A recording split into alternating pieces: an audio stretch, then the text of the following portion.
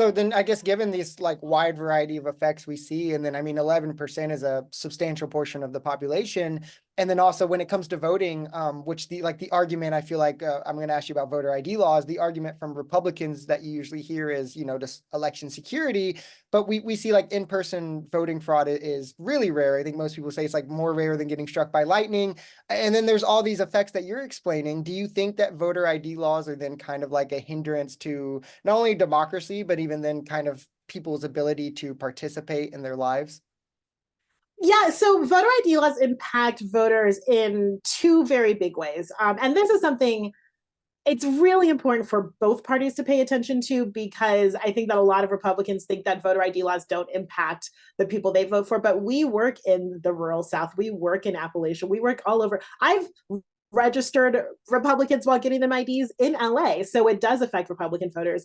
And I think that we have a big problem right now with Dems also thinking it's not a big deal because everyone has an ID, and it is. And so there are two huge ways. Obviously, in 36 states now, you need ID to vote. Although really, in some places, it's everywhere. I lived in LA until very recently, and I need an ID to vote in my neighborhood council election. So I'm pretty much everywhere you need an ID for some reasons. And so just, for most people, that means they just physically don't have the thing that they need to actually vote. And one thing that we see a lot, and there have been some studies that have shown that there are a lot of people who just hear voter ID laws. So we get calls of people say like, oh, I want to vote and I don't have the ID that I need. And we'll say, okay, well, do you have a driver's license? Well, yeah, I have a driver's license. Oh, well, then you're fine. Oh, I thought I needed something different. I thought I needed a special ID. So it also confuses people who can vote. But one of the biggest things that we found is, when we first started, we were really focused on voter ID laws, and we were just going to people and saying, do you want an ID so you can vote? And these people were looking at us and they were saying, I don't have a job. I don't know where I'm sleeping tonight. I don't know how I'm feeding my kids. Can you get me an ID for that? And we realized early, and we've seen it over and over, we've helped over 17,000 people now, and we've seen it over and over.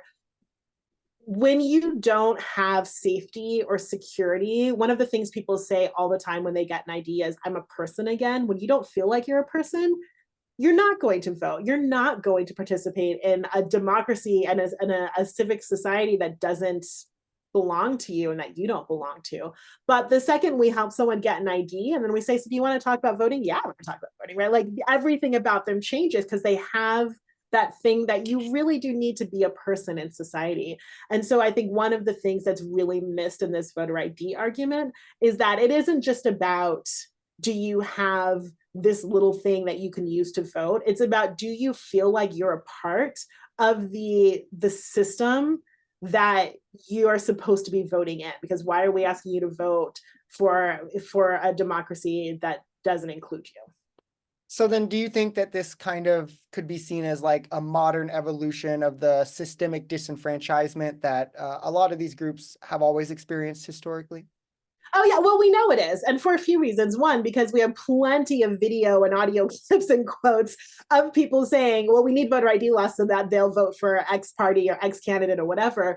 But also because the reason that we have these laws in the first place is because the Supreme Court struck down a major part of the Voting Rights Act in 2013 in Shelby County v. Holder. And it wasn't until that huge part of the Voting Rights Act was struck down that we were even able to have these laws, because they were illegal when we had just voting laws.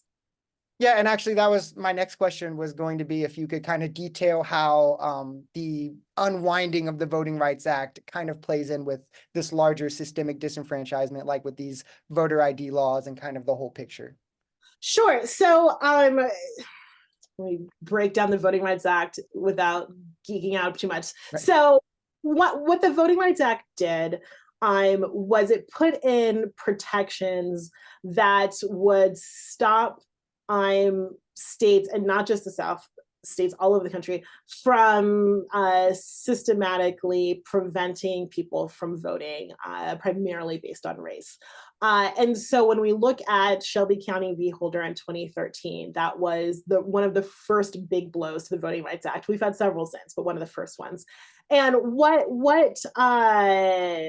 what they did, so Section 5 of the Voting Rights Act had a rule that said, if you are part of one of these many jurisdictions from California to Alabama and all over that has traditionally prevented people from voting based on race. There was an actual list. Then anytime you want to change anything about voting, you have to go to the Department of Justice and say, hey, we want to do this thing. And the DOJ would look at it and either say, all right, that's fine, or that is wildly racist. No, go away. They could or they couldn't. So Shelby County v. Holder was Shelby County, Alabama, sued. It was Eric Holder was the head of the Department of Justice. Yeah, just left me. And so that's who is sued. Basically saying, well, we don't think we should have to do this anymore, and so we don't want to.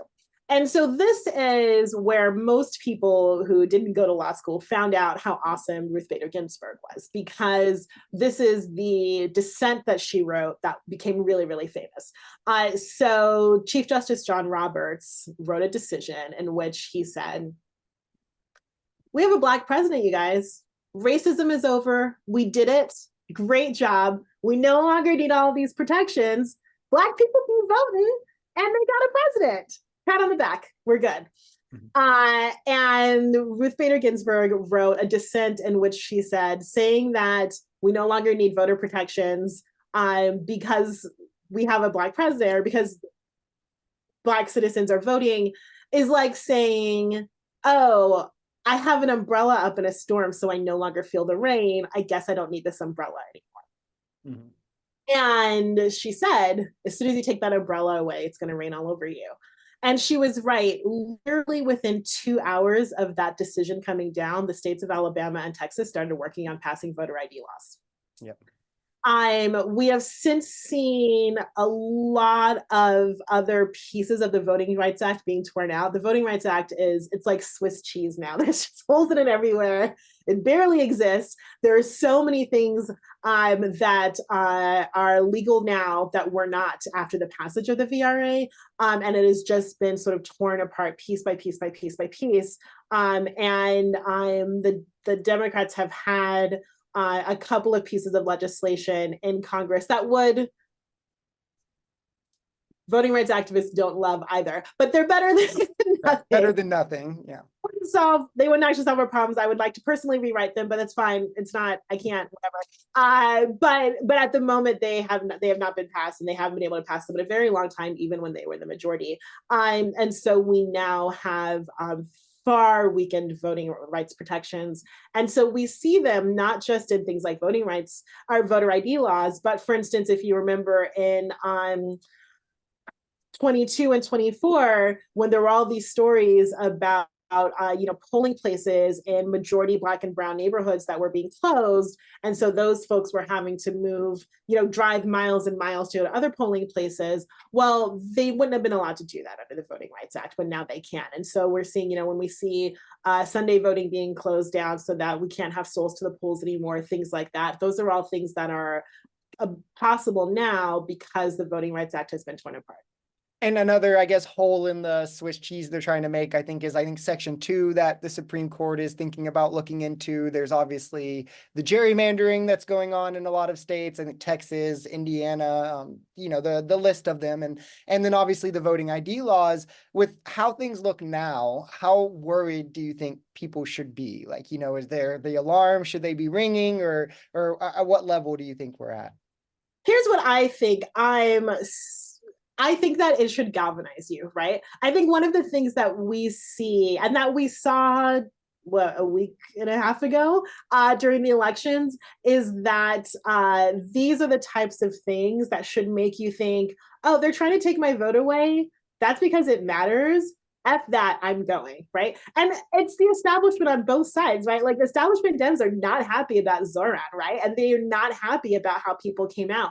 When AOC won the first time, one thing that I think a lot of people don't realize is that there's a voting tech that every Democratic campaign uses when they're canvassing. It's called VAN, and it only focuses on frequent voters, right? Like people who have voted in the last few elections. That's pretty much the only people that most campaigns talk to. And so that's how the establishment keeps winning and winning and winning, right? And incumbents keep winning. So what AOC did is her team built all new tech that only targeted people who haven't voted. And she went and knocked on the doors and spoke to all of the people in her district who were not voters, who have not gone out and voted, and thus who were not being talked to by the incumbent. And she freaking won, right? And like, that's what you have to remember is we actually, you know, we have the numbers, even if every single person who was cut out because of disenfranchisement efforts Yes. couldn't vote. If you make that be a reason that you go and vote, we could have Zorans all over the country, right? Like we could, and they know that, and that's why the establishment on both sides. That's why we haven't passed the new voting rights protections even when Dems were fully in office, because there are incumbents and establishments who don't want people to vote, don't want young people to vote, don't want poor people to vote, don't want people of color to vote. And so I think if you look at what this is doing, and instead of getting scared, you get angry and you're like, no, F that, right? Like, then I think that is what we need. I think that's what we saw in New York. I think it's what we saw all over the country during the elections a couple weeks ago. I think it's what we're going to see in midterms is people who are like, oh, this is not acceptable, and I'm not going to make me scared and stay home. I'm going to make it piss me off and show up.